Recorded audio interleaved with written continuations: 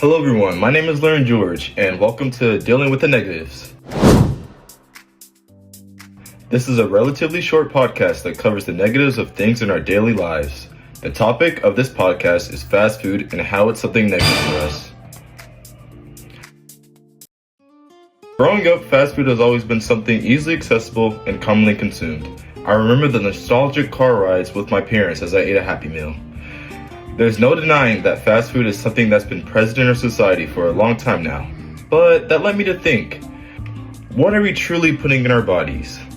And what are the consequences that could come with the consumption of these fast food products?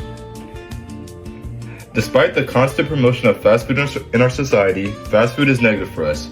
It promotes us unknowingly consuming unhealthy substances by disguising it as something nutritious. This results in things like sickness, weight gain, and organ issues. In fact, according to the FDA.gov regulations sanctioned by the Food and Drug Administrations of the USA, they allow for 30 or more fly eggs per 100 grams to be present in tomato-based sauces. This shows that we truly don't know what we are consuming when it comes to fast food products. This leads into what I'll be mainly covering during this podcast. Throughout this podcast, I'll be covering a variety of things, starting off by defining truly what's in our fast food, then moving on to how what's in our fast food affects our bodies, and how these points can negatively affect our lives. I'll also wrap it up with better alternatives instead of eating fast food. These will be my 3 main points for my argument. After my main points, I'll move on to the counter argument and discuss the common challenges to my argument. While discussing the rebuttals, I'll also counter these arguments. I'll conclude this podcast by wrapping everything up, showing you my sources, and hopefully leaving you wanting to take some action. Enjoy.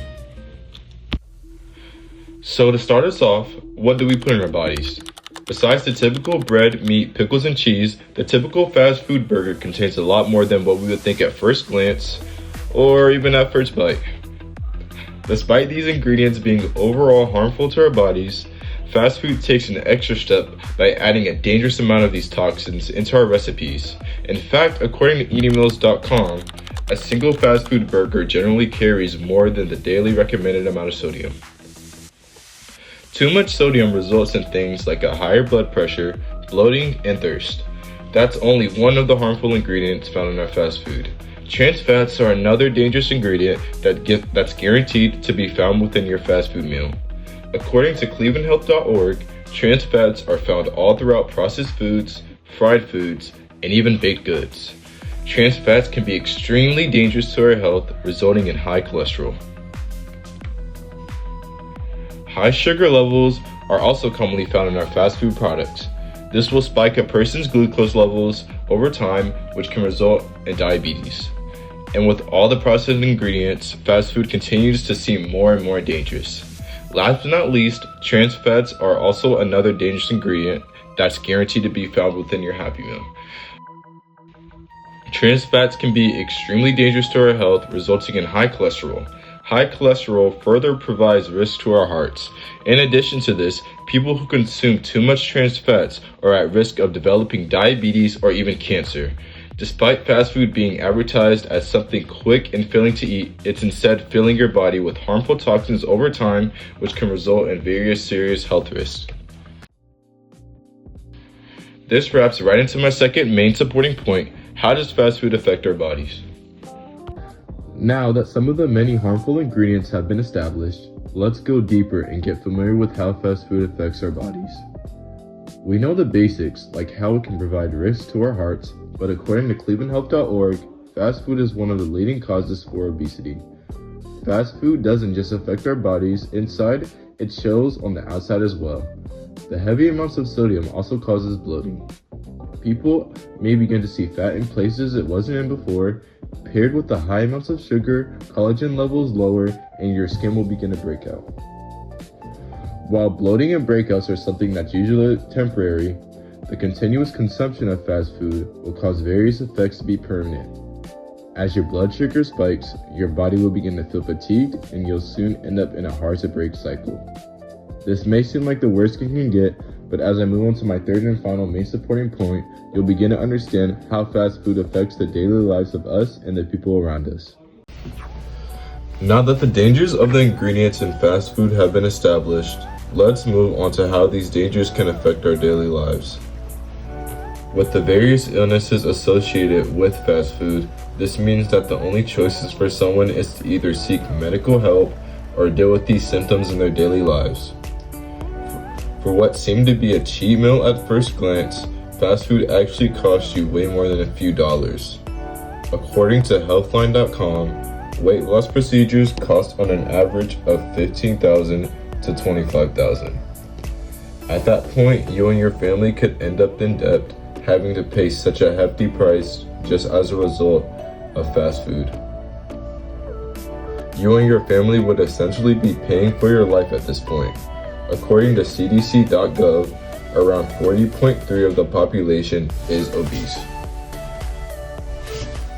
Things like walking, running, and even other extracurricular activities that you used to be able to do will get harder for you as you gain extra weight and your body begins to shut down from the inside out. According to panflavor.com, the continuous consumption of fast food will even begin to negatively impact your mental health. Your family and your friends will begin worrying as they see your weight increase and your mental health decline. And even if you are obese and you're able to do certain activities such as running, you and your family could still be forced to pay for things such as therapy and mental health. The continuous consumption of fast food causes more problems for our lives than it seems at first glance. Now that I've concluded my main points, I'll briefly go over some healthy alternatives. According to an article found on eathealthy365.com, there's an abundance of better options than fast food. This website lists something called the Power Bowl, which starts off with pre-cooked grains, quinoa, brown rice, or leafy greens, topped with a protein, canned tuna, salmon, rotisserie chicken, and chickpeas.